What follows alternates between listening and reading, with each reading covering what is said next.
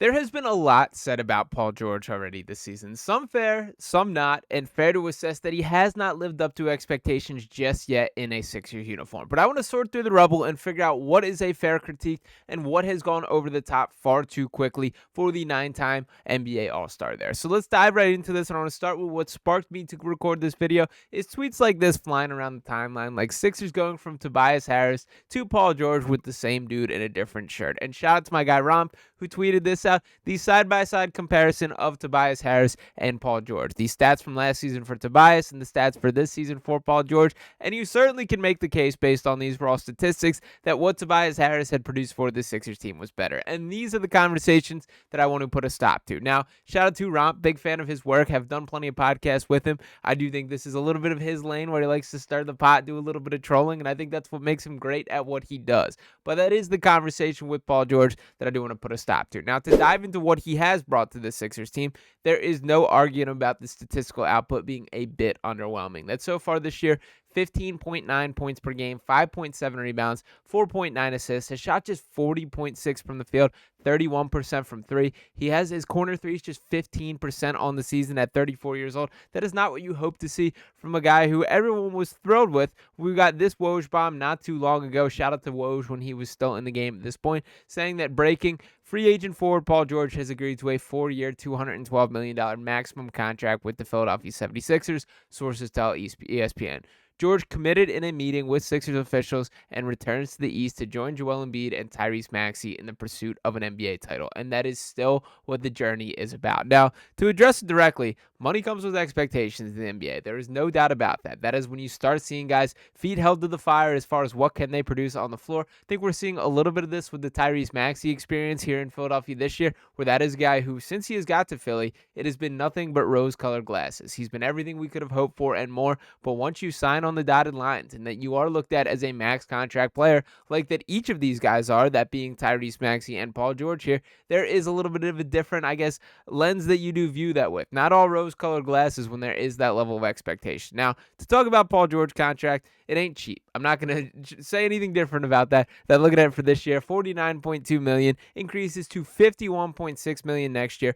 $54.1 million the following year, and the player option in 27-28, I think he's probably going to pick this one up at $56.586 million there. So to put that into perspective, it's a 35% percentage of the cap this season. That is sort of how max contract works. To kind of dumb it down, there's more intricacies than this, but essentially there's max slots based on what your accolades are from the NBA level, the things that you've done, and you get that percentage of the salary cap. To directly compare this to the NBA, to other sports such as the NFL, an example here, that is what the NBA, the Players Association, has gotten right as far as maximizing their dollars. That they have not committed themselves to this set amount of money. Instead, they committed themselves to this set percentage of the salary cap. So as NBA revenue grows, so do these guys' pockets. But we're not worried about any of that right now. What we're worried about is what Paul George is bringing from an on-court standpoint, and that is what I want to dive into here. So to start off with, I do want to point out with another tweet from Keith Pompey of the Philadelphia Inquirer here, who tweets out, Paul George's shooting percentage, 40.6%, and three-point percentage,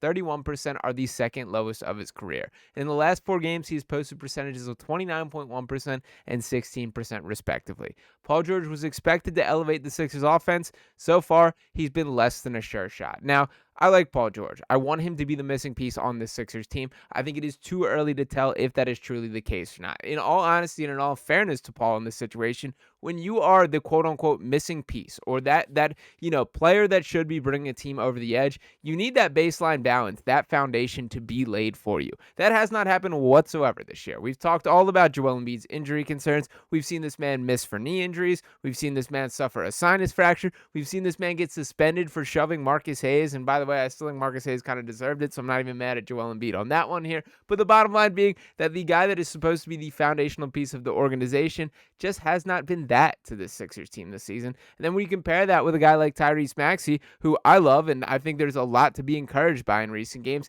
it still has not been a guy that is quote-unquote, that superstar foundational piece. Now, in fairness to Maxey, he's averaging 25.7 points per game this year, 5.4 assists, a nice leap as a playmaker, but it really has been the efficiency splits that have stood out. Just 42.1% from the field, 33.7% from three, and I do want to note that those are significant upticks, that it is moving in the right direction. He's been below 30% for three for a good portion of the season thus far, and we are starting to see things settle back in.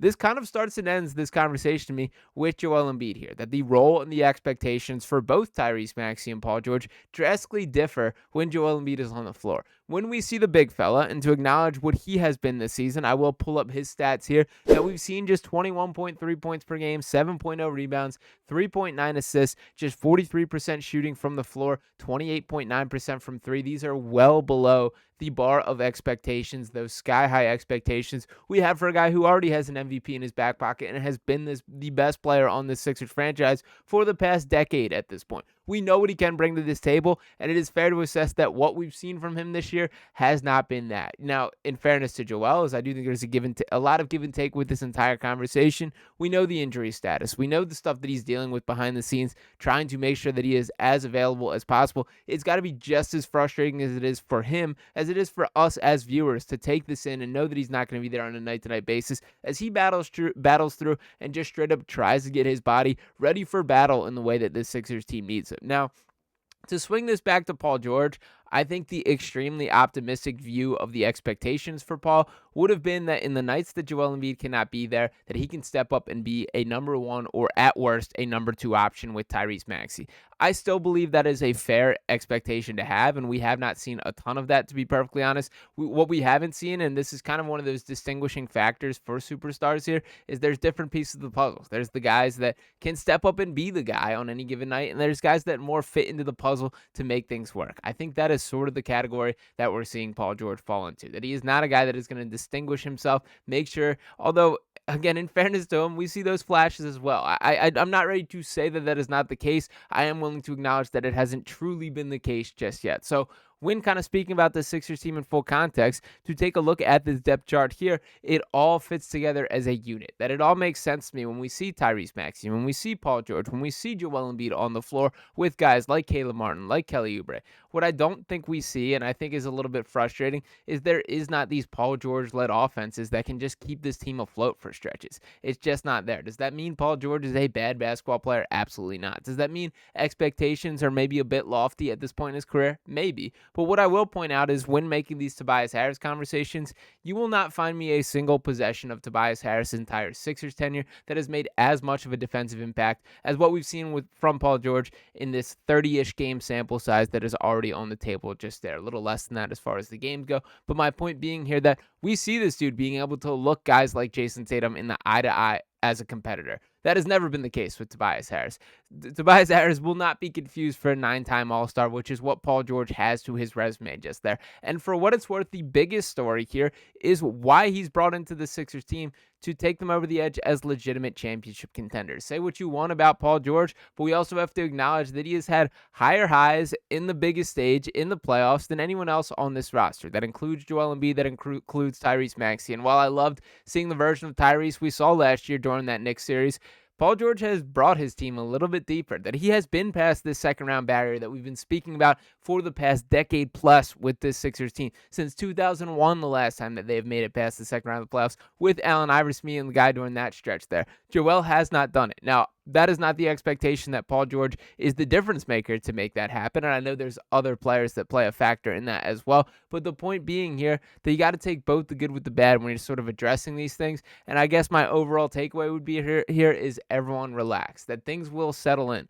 when we start to see Tyrese Maxey, Paul George, and Joel Embiid play together a little more often than has been the case to this point. I believe the count is at 5 games that they've started and finished. It might be 4 games to that. And that even might be high on this. And I'm trying to think. I know we had the Chicago Bulls game, but the point being, there is not large enough of a sample size to have a full takeaway. So I hear the frustrations with the Paul George experience, but to me, I just need a little bit more and a little bit longer to look at it, watch it, and break it down before I'm ready to hit the panic button. There still is the belief to me, and even when we're in the midst of these Jimmy Butler rumors or things like that, that when you think about who Paul George is, a pretty non-disruptive star, not a guy like Jimmy Butler who's going to grab an organization by their throat and demand that they do these things. He's going to be just fine as far as going with the ebbs and the flows of the season. And frankly, I've been pretty encouraged by this being a guy who continues to handle his business, show up, and has done, for the most part, everything that he could here. Now, we still need to see some higher highs from him. Those best performances from Paul George still have to occur in a Sixers uniform. There's no doubt about that. That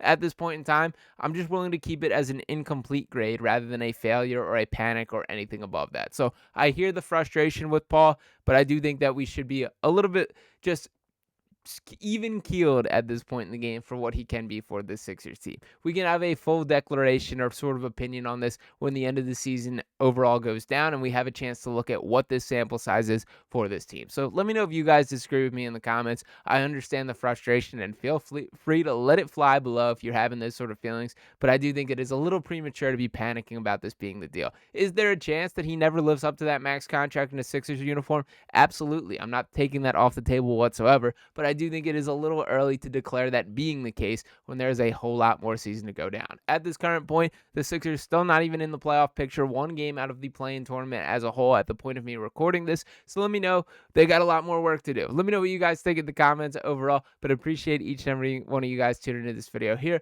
Make sure you're smashing that subscribe button if you have not already. Drop a like on this video, and I'll be back talking to you next time right here on Sixers Digest. Peace.